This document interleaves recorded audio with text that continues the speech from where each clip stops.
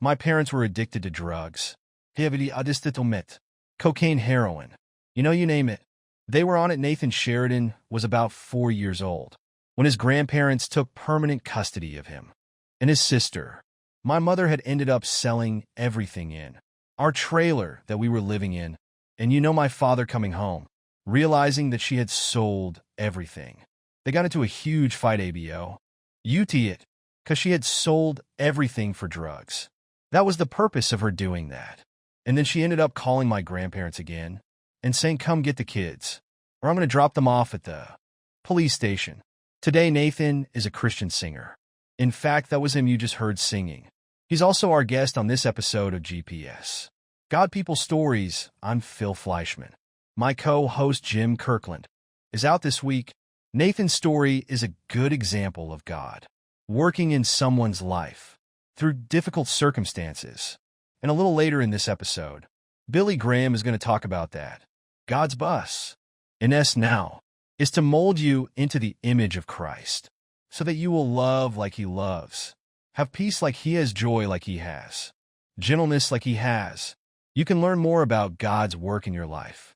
Rig, HT now at this website. FindPeaceWithGod.net. That's Find Peace with God. Net. The night that my mother said, come get the kids. My grandparents drove from Louisiana, so they drove 4 hours to come get us. In the middle of the night. That wasn't the first time Nathan and Dee, his older sister, Sarah, had gone with his grandparents. But this time it was permanent. Nathan was born in Pensacola, Florida in 1993, and he lived through a lot there. In his first 4 years of life, I don't really remember too many good things at all. Like I would remember things like my mother coming home, because my mother and father fought so much. Physically fought. It wasn't just herb ally. It was physical, and she would go outside and yell at the neighbors. My dad was he was a painter, and he drove like a white painter van that you kind of see, and she would tell Kay to the neighbors next door and say, hey, if you see that van pull up, call the police. And I remember her doing that several times. And she would do that almost every day, actually. And the neighbors just thought she was crazy. She was on drugs, and they would just kind of ignore, just say, okay, things like that. And then I remember coming home, and my mother and father just rolling around on the lower, like fighting, just crazy things like that. Any good memories that Nathan does have of his life in Pensacola involve his sister. We were always together. That's something I do remember. We were always together. We didn't have any friends. I do remember a time that I actually haven't got to talk about too much, where actually my mother let me and my sister. There was a church right next door to our house, and probably still shouldn't have let 2 kids walk there by themselves. But my sister would let me go. Hold my hand and take me there. And we would go to that church by ourselves and just go sit down, and I remember like all the people staring at us because we had no supervision. It was the craziest thing. So yeah, she had to have been, even though I was a little too young to understand. I'm sure Sarah was probably, looking out for me in a lot of ways. Sarah was only about 6 when her mom made that call, threatening to drop the kids off at the police station if her mother didn't come get them. And that started a whole new life for Nathan and Sarah in the small town of Pearl River, Louisiana. But it was a life that was going to be ended by tragedy shortly after being full-time with my grandparents, and them getting custody of me. Having legal custody, my sister came down with a very rare form of brain cancer. So she came down with, a terminal illness basically from the start. There was no cure. There was no, real thing that the doctors could do. So they were just pursuing different treatments and NGS like that. But it ended up, taking her life, and that was a pretty hard time. I saw my grandparents go through. Really, it was just like it was unbelievable trauma for the unbelievable hurt and pain, because my mother is my, grandmother's child. So she's going that with her child. And then her granddaughter, is dying. Sarah battled her cancer for about a year. She passed away when she was only 8. For Nathan, that season of his life is like a blur because of how quickly everything happened and because of how young he was. He was 5 when Sarah got sick and 6. When she died, I remember trying to figure out what was going on a lot. But also I just kind of had that childlike innocence. I still never really caught on that Sarah was sick, that she was literally DY. Engineer. I didn't really even know what death was. I do remember my uncle sitting me down outside of the port, and he may not even remember this.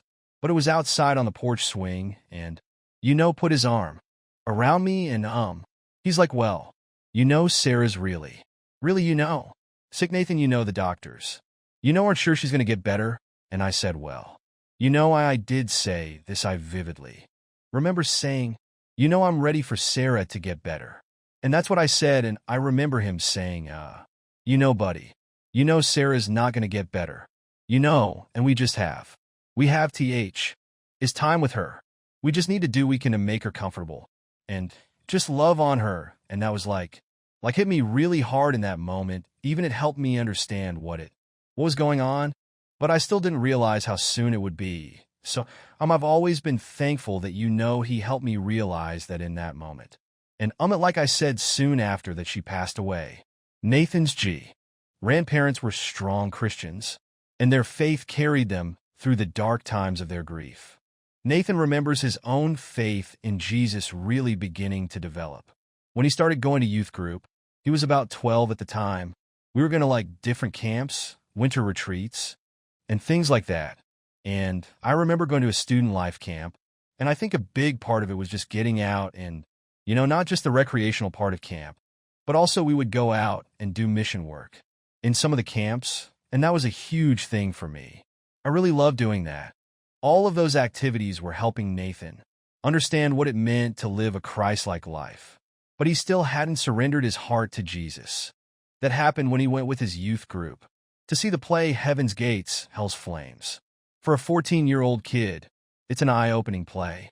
And I don't want to say it scared me, but it really just opened my eyes to the fact that it wasn't good enough to just be a good person. There are so many good people, but if you die without Christ, it won't end up good. And in a way, I fell into that thing where, I'm a Christian because my grandparents are Christians, and I knew they were, so I'm covered, like a secondary thing. I'm under their covering, but it wasn't like that. And that play made it super clear-cut to me. And they presented the gospel in such a way that, a 14-year-old could understand and be like, wow, this is really a decision that I have to make. It's the most important decision in my life. And I have to make it right now is my opportunity, and I could leave here and not have another one. So I need to do this now. So that was, that's obviously the most pivotal point in this story. A big part of Nathan's story today is his music. It was about a year after he made his decision to follow Christ that he started learning to play guitar.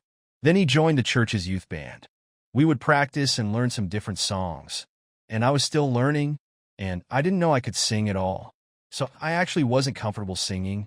So we were looking for actually a female vocalist to, take over. And I just wanted to play rhythm guitar, but I'm I'll just sing in the meantime. And then they were like, I don't think we need to find another vocalist. We think you do just fine. The band played some church youth camps, and it was all a good experience for Nathan. But he had no intention of making music a career. In fact, Nathan didn't know what he wanted to do after high school. So he joined the National Guard, thinking it might eventually help him get into college. Well, that plan went nothing like he was expecting. So I went through basic training for 9 weeks, and then immediately went to advanced training for another probably 3 or 4 months. And then it wasn't too long after that I got received into my unit. We had this little ceremony where the new recruits come in, and they get their unit patch and things like that. And, the sergeant shook my hand and said, "Welcome to the unit." And he literally said, "By the way, we're deploying to Kuwait in 6 months. I think if that's 7. And I was like, mind blown instantly. The news of the deployment came as Nathan was beginning to fill out college applications. And as he was getting to know his new girlfriend, Harley. By the way, Harley and Nathan survived the separation, and today they are happily married. So I was basically gone for, over a year. You know what I mean? By the time I got home, me and my wife, we had been apart more than we had ever been together. So it was a pretty hard time. It was hard, but it was also a year of deep spiritual growth for Nathan. He had a lot of alone time with God and a lot of time with other Christians. And in addition to growing spiritually, Nathan also grew musically while he was in Kuwait. I ended up getting into worship at the chapel because the unit that was there before, they were leaving. So the entire worship team was going back home, and so were the chaplains. And it was basically going to be an empty building, ready for people to kind of take it over. So 2 new chaplains came in, and then I went up to him, and I'm like, hey, because I had done some worship stuff, with the band, and I was ready to start playing music again. And I started up a worship team and got things going, and we had some great players, man. There was so much talent, on bass, believe it or not. And we just started up a team and went for it. And we saw attendance just shoot up. Yeah, it was amazing. It was an amazing thing to see. And we really wanted to, impact the soldiers on base and get them coming to chapel. And it was like this one normal thing that they could have, while they were there in this environment. But, for me, it was an amazing experience. Because that's where, if I can point to any moment in time, where I was kind of floating the idea of maybe doing music professionally, it was that time. Because I was like really cutting my teeth and, actually learning how to lead, learning, how to play music, how to sing better, and all these things, how to actually be on the stage and how to actually lead people. And when I look back, I feel like that was why I was there. The Lord was like just guiding me, in an unconventional way. And I feel like he does things in a very unconventional way. For me, it's always been unconventional. When it stops being unconventional, then it's going to be weird. When Nathan returned home from Kuwait, he worked some odd jobs, got married to Harley, and heard from his old high school friend Luke. He just got out of Full Sail University, which is an audio engineering school, or that's one of the programs they have. And he just graduated from that. So I got invited to a conference in Nashville called The Objective, where I had the chance to perform for some different people and through the Conference Act. Yuli ended up getting a management deal. It wasn't long after that Nathan caught the attention of Joseph Rojas. He's with the band Seventh Day Slumber, and he's president of Nashville Label Group. Joseph signed Nathan to his label, and he encouraged him to begin sharing his life story. He talked to me about it, and he said, Nathan, when I look at you, I don't really get that stories. Like I look at you, you look like the all-American kid. You have had a great life, and I have a first impression that isn't really correct. And that was always a little bit shocking to me. It's like, does everybody think that, when they look at me, it's like maybe I do need to tell the story. And he really even though I was uncomfortable with it, he really pushed me to do that because he really fell in love with the story. Having a traumatic experience, but finding God through it all. Joseph told Nathan that sharing his story in his songs and from the stage could help bring about healing. And Nathan's found that to be true, not only for himself, but for those listening to him. I have not only kids come up to me every night and telling me, hey, I went through the same exact thing you went through, but I have grandparents coming up to me, aunts and uncles coming up to me saying, hey, I'm raising that child that is going through that. My daughter is a drug addict, and I'm raising her children. I'm raising my grandchildren. And it's like every single time somebody comes up to me and says that, I'm still a bit, taken back by it. One song in particular tells the story of Nathan's life. It's called Broken With You, a line in the song. I say, it's time for the healing. It's time to let the past go. And I wrote that song in about 10 or 15 minutes. And man, in that moment, really after writing that song, it was just like this thing just came over me, It's just like the peace of God just coming over me. And he just covered me in that moment and just said, hey, just give it all over to me, and I'll give you the peace you're looking for. Even in these broken moments, I'm still right here with you. Even in there during those times, I was right there with you.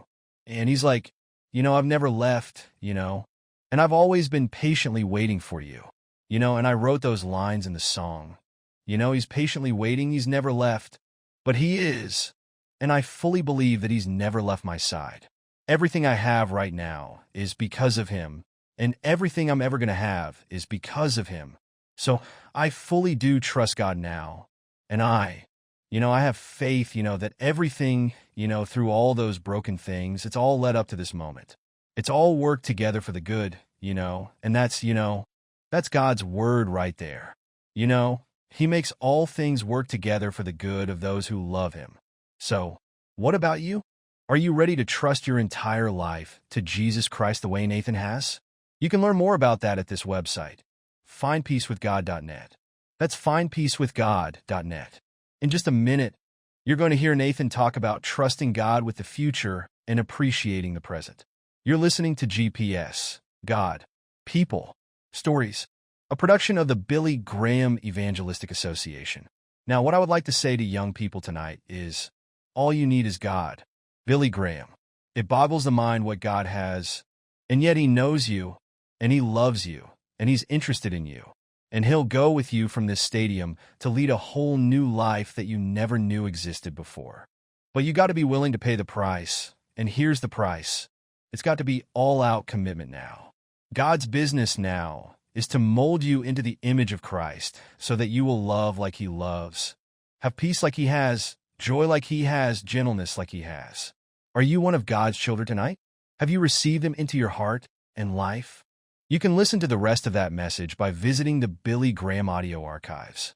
Just go to billygramradio.org, click on the Billy Graham audio archives, and then search for God Plus You. billygramradio.org, by the way, is also a good place to listen to this episode of GPS and all of our episodes for that matter.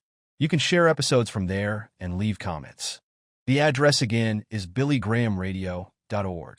You heard Nathan Sheridan talk earlier about his deployment with the National Guard to Kuwait.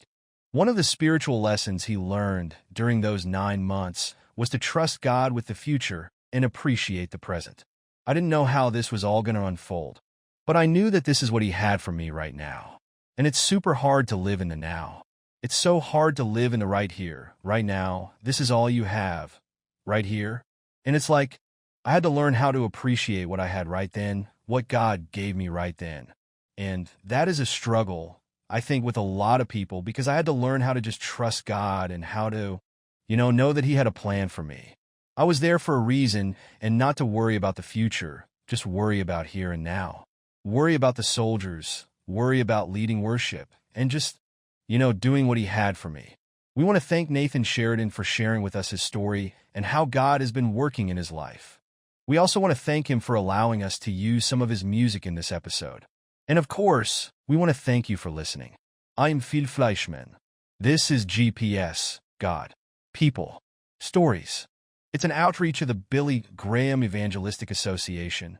Always good news.